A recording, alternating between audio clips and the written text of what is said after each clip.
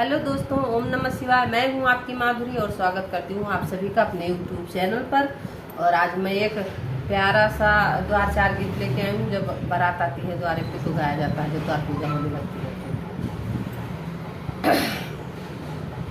आई बरतिया गोइड़वा बगियवा के ओटे ओटे रे, अरे भागे हई बाबा कामन रामा, दुई दल के थाम हई रे, अरे भागे हई बाबा कामन रामा, दुई दल के थाम हई रे।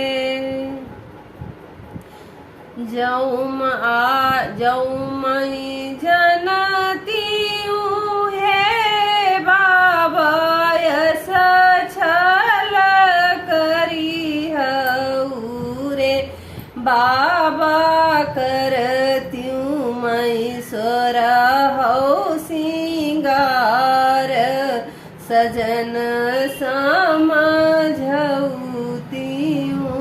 रे, बाबा कैले त्यूं सोर हो सिंगार, सजन समझौतियूं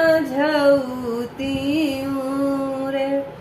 आई बरतिया गोइड़वा बगियवा के ओटे ओटे रे, अरे भागे है पापा कामन रामा, दुई दल किय थाम हई रे, अरे भागे हई भैया कामन रामा, दुई दल किय थाम हई रे।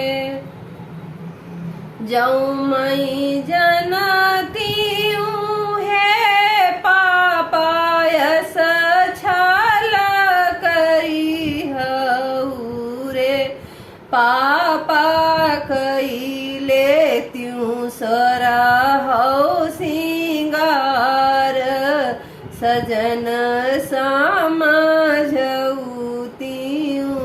रे। जौमई जनती है भैया अस छल करी हऊ रे, भैया कैले त्यूं सोर हो सिंगार, सजन समझौतियूं रे। बस ऐसे ही सबका नाम ले लेके गीत गाया जाता है। और कैसा लगेगा हमारा गीत कमेंट में जरूर बताना।